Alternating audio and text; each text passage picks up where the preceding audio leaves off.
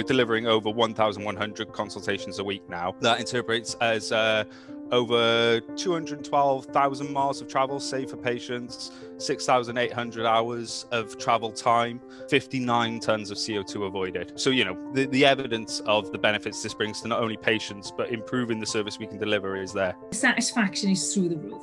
From patient perspective, it's so high. The real lessons to learn from this process is collaboration. Get your stakeholders involved from the start and make them part of the solution.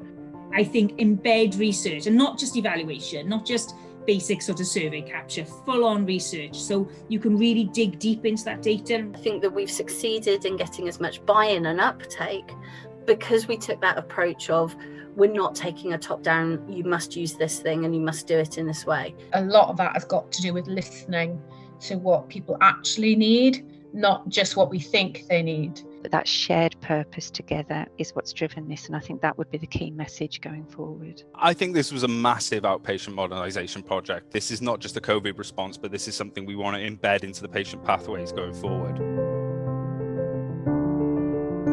This is the biggest and most rewarding project that I've ever worked on.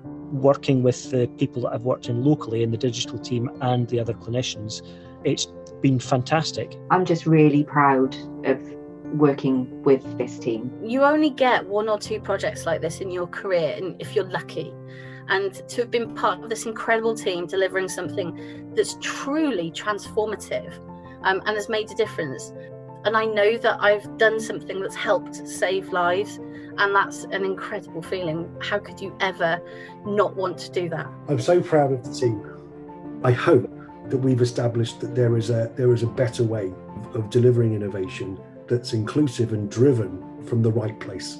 Personally and professionally, the last 9 months have been a roller coaster ride, but I wouldn't swap it for anything.